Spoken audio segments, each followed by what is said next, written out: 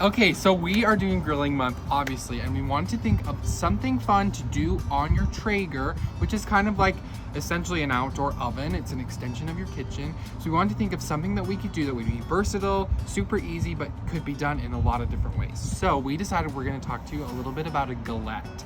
Now, if you don't know what a galette is, it's basically like a rustic pie. I really love the galette because it's freeform. There's literally no rules. It's just kind of a basic pie dough here.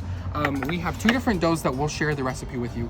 There's a cornmeal based one, and then there's just a regular one. So this is kind of just like a basic pie dough, but we love it because you just roll it out. I'll show you what I'm gonna do, and then we add all of our toppings, and then you throw it in the Traeger. So we're gonna show you a couple of different things that we like to do, but our favorite thing about this is it's so versatile. So for instance, today we were gonna do a really yummy peach and blackberry one, but there were no peaches at the market. So we said, okay, what are we gonna do now? There were some beautiful apples, so we decided to make a caramel apple one. So really nothing has changed. It's just gonna be the flavors that you're gonna be putting in it. So whatever you see at the farmer's market or at the grocery store, you can kind of create your own galette.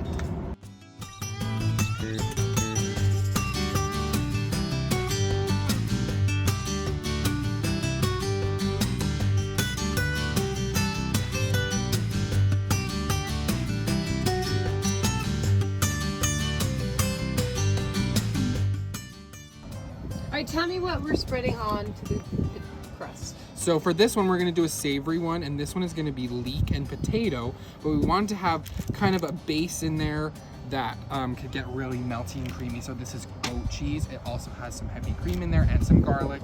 But again, this is really a clean out the fridge time. If you have some cream cheese that is on the way out, use that.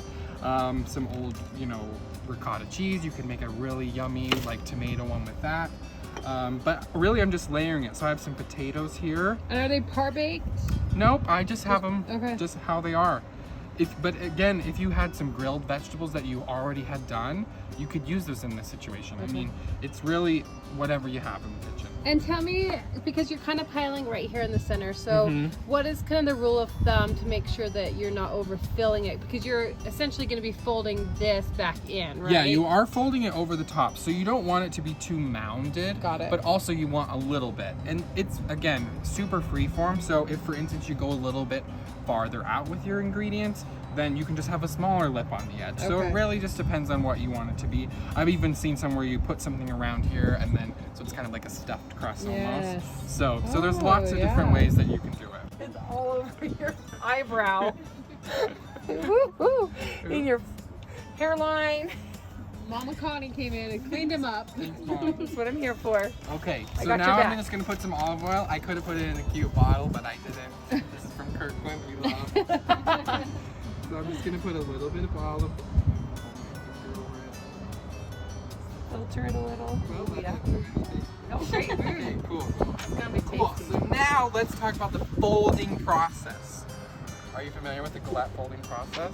I would like you to teach me. Okay. Yeah. So what we're gonna do is we're gonna fold it up over the Okay. edge. Oh, cute. It's really forgiving. So This if is you my think kind that of pastry. It's so easy, so easy. So we're just literally folding up.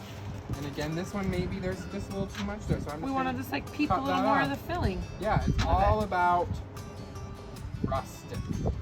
It's the best word That in baking. should be my middle name. It's the best word in baking because you can say, oh, if it didn't turn out how you wanted it, rustic. Okay, so this one's done, and we have another one already done. This is just a berry one, and what we did is we took some berries, we added some sugar in there, some cornstarch as well. I like to put it back into the freezer for a minute Oh, after smart. we have done this because it's already, it's been sitting out for a few minutes, and so it's, starting to melt some I feel of like the butter. it makes the pastry like So I would say every rule that you've heard about with pies, use that rule of that Okay. knowledge when you're making galette, but Okay. it doesn't have to look as pretty. So, Okay, I like it. Yes. Yum. Are you gonna brush it with egg wash real yes, quick? we will brush it with some egg wash. This is just some egg and water. Pellet level low. Oh, thank you. So I'm gonna brush it with some egg. This is just some egg and some water. Mm-hmm. And for the sweet one, I'm gonna sprinkle some sanding sugar. I don't know Oh, if you're familiar with that. Have you heard of that before? yes, a Heard of few it? times. A few times. And also, I mean, the sanding sugar of the salt world is some the sandy sugar of the salt world is Malden salt, and so you can put that on it too. That would be so yeah. good on here.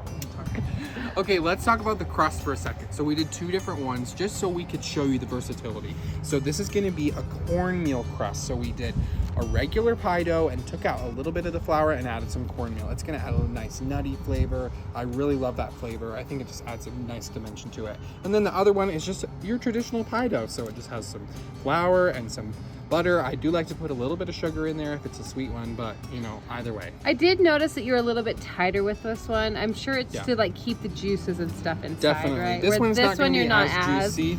If you were Again, worried, you could it's- just kind of like. It's rustic. Yes. It's rustic. But again, like this is gonna have melty cheese, where this has the fruit juices that you want They're to gonna stay come. in, right? Yes. So. Also, you want to make sure that it's not too thin Oh, because okay. you don't want the bottom to burn before it's cooked, but also not Smart. too thick so it doesn't cook. It doesn't Good take point. too long to cook. Good So point. you have to kind of do the Goldilocks. Yes. But we're gonna just put it on the Traeger. We've had this going. It's about 380. 375 is what we Yeah, set it at. 375. Mhm. So I'm just gonna go ahead and put these right on. The Traeger is like your oven. There's no direct flame, so we're just gonna put this right onto our grates, and it's gonna start that cooking process. Because that heat is being like there's a fan in there, it's blowing it all around. It's gonna get a nice cook to it. So we'll just let those go. Perfect. Probably about 15 minutes, 20 minutes. What are your other 2 that you're making? The other 2 is gonna be a tomato, basil, and cheddar. Okay. And then there's gonna be a caramel apple one. Yeah. So we'll put those together, we'll put them on, and then we'll show you right at the end. Perfect. Okay, we did it. We made 4 different galettes with 2 different doughs, and it was a breeze. So we put them on the Traeger. Remember, we're using it like a convection oven, and we did it. So we have our leek and potato. We have this strawberry. That's not strawberry. Tomato. We have a tomato and cheddar and corn one with some balsamic on the top. Then we have a berry one, and we have a caramel apple one. They're amazing. You can cut them up. We're gonna use this big knife, and we're just gonna cut some of them like a pie. You can cut some of them in squares, whatever you wanna do. This is an amazing dessert that you have to try on your Traeger.